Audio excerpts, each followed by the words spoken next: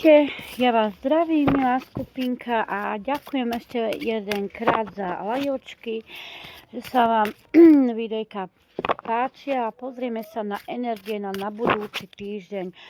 Čo sa tu bude diať na budúci týždeň? Pozrieme sa.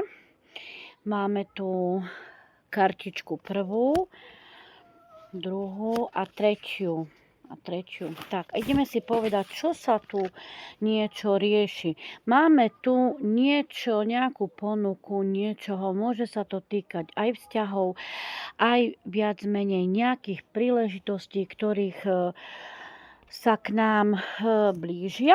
Ale pozor, máme tu aj také hádky. Môže sa to týkať zrovna vo vašom vzťahu, že môžu byť konflikty, môžu byť hádky, a viac menej to budú preferovať ženy. To znamená, že ženy budú si stať za tým, čo povedia, čo urobia, a viac menej sa mi tu ukazuje ženská energia v tom, čo si uzmysleli a ako to vedú. Tú ochrannú ruku majú tu ženy. Viac menej mali by ste sa trošku kontrolovať v tých vašich výbuchoch. Samozrejme nedať sa a brániť si to, čo je pre vás najdôležitejšie.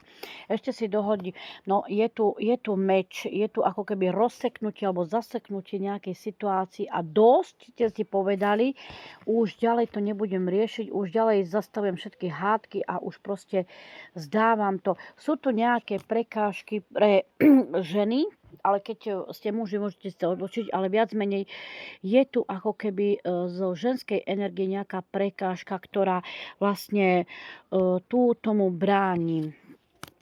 Viac menej máme tu dlhodobé plánovanie. Každopádne každý má vlastne plánovať niečo, čo chce.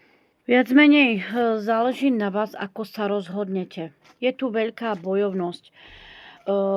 Máte si to všetko dobre vykomunikovať s určitými osobami. Keď niečo chcete, tak naozaj komunikujte jasne, zreteľne, proste tak, ako to cítite vnútorne, ale nie ako by to bol ošiaľ, že rýchlo, ale naozaj logicky, rozumne, perspektívne ísť na to. Takže pozrieme sa ešte na poslednú kartu a je tu odchod.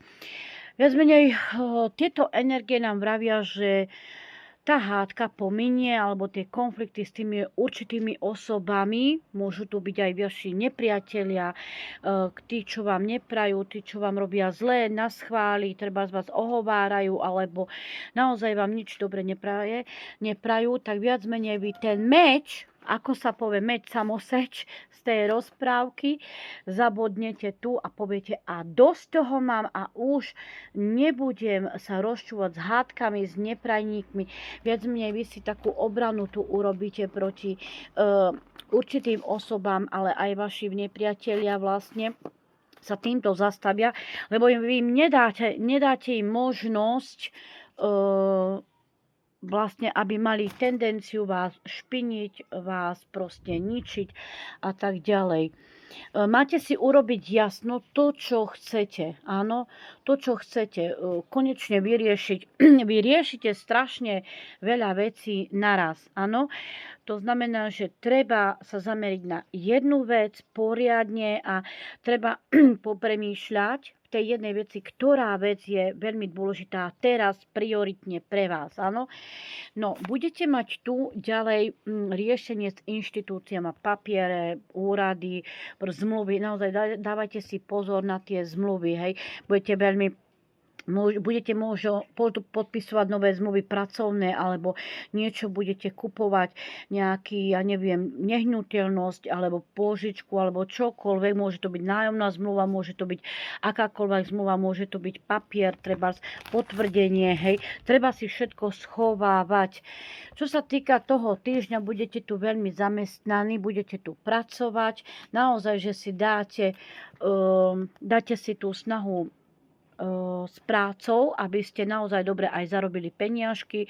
Je tu usilovné pracovanie, poctivosť a proste naozaj aj hlava vlastne bude zamestnaná. Takže budete aj rukami, aj hlavou pracovať. Takže čo sa týka budúcich energií, budúceho týždňa, budete tu riešiť vzťahy. Zo začiatku týždňa vám prídu tie hádky, konflikty, ako som vravela, ale viac menej nestojí to za to.